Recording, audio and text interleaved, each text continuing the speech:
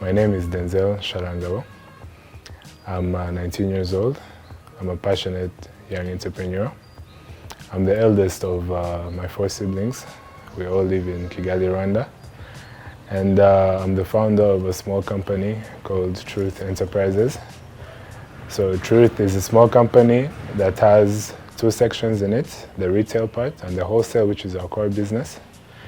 The wholesale part of our business is poultry to be specific. So it's poultry in the sense that we work with different farmers. It's farming basically. We work with different farmers across Kigali, across the country, sorry. Then we bring their products, finished products, which are eggs, we bring them into the country in large quantities. And then we do wholesale of those eggs to different bakeries, to restaurants, to supermarkets that come and buy from our shop, which is based in Kigali. So the poultry section is our core business. We bring a lot of them and then we supply them to the bakeries, to different supermarkets in wholesale in large quantities. And then we have the retail section, which is a smaller part of our business, where we have a mini supermarket that deals with retail, basically selling different products to customers, but not forgetting the eggs, which is the core business that actually enabled us to get the capital to get a small supermarket as well. I've been passionate about business for as long as I can remember. So as soon as I finished high school, I did not immediately go to the university. I finished last year, 2021, in I think June. So after I went to look for a job, and then after that job, I was not quite satisfied with being on a payroll of every month. I really wanted financial freedom. I wanted to work on my own terms. I wanted to be innovative. So I decided to look on a project what I can do. That was actually before I finished high school, during high school. So I had 2 friends of mine who lived in the same neighborhood, whose both parents were involved into farming. So I kept wondering what was so special about it. That's when I learned about their products, eggs, and how they work. And I noticed the demand was very high, but then nobody was giving it to the customers on a cheap price, and no supplier was consistent. So I decided to be that supplier. I went and I talked to different people, to those two friends of mine, their parents. They allowed me to start buying very, very little quantities, as little as 10 trays, as little as 8, 12 trays. So once I was able to buy that, I was stocking them at my house, at my family house. So it was tough, but I didn't have a shop, I didn't have anything. So I had to move around and look for clients. I had to move around and enter a new shop and tell them who I am, the product I have. So it was really quite tough. So once I did that, it kept accumulating from 10 trays to 50, from 50 to 100. To 100, now the shop is selling about 700 trays, 650 on average, every single week. From 10 trays, from 5 trays. So that's in a period of, you can count since last year, so now it's about 1 year and a few months. Capital I started with was very, very little. I think about 15, 25,000. The little I had, because immediately after high school, I got a job that was giving me allowance, not a salary, allowance every single week.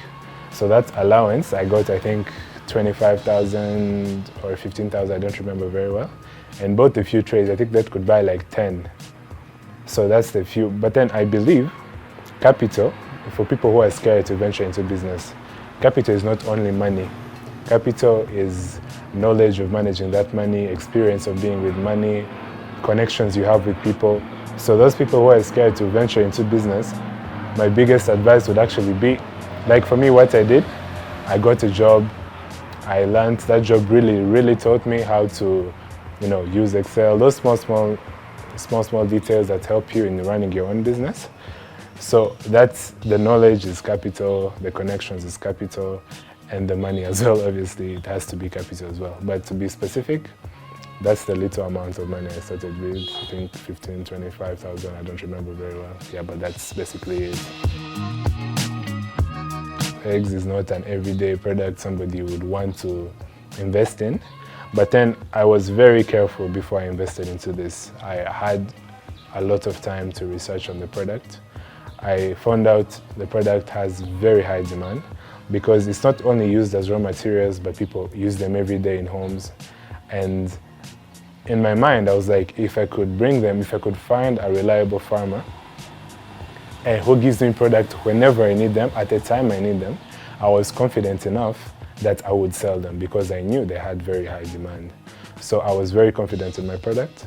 Even the people I would go to talk to about it, I would tell them with confidence because I knew they need that product. I wanted to be the person to give them that product at a cheap price and give them quality, basically. So that's basically why I figured the high demand, and I figured not very many people do what I do. So I wanted to be that person, to be unique and venture into that product. Basically, it's here. Well, I intend to continue this business. It's a very, very good business. I love it. So I intend to continue this business. But maybe what I intend to do is to diversify it. Because as we speak, we have the retail section, the small supermarket. We have the egg section that we sell high quantities of eggs. So I want to diversify it and maybe bring in new products, but without leaving out the eggs, because the eggs is actually the foundation of everything. We started working with just the eggs. From the eggs, we got the retail part. It was really not easy, but then the eggs really gave us more opportunity, so I don't have any plans of leaving that. The eggs have a lot of challenges, actually. Not many people would go into them because of the challenges, because eggs are known to be very delicate.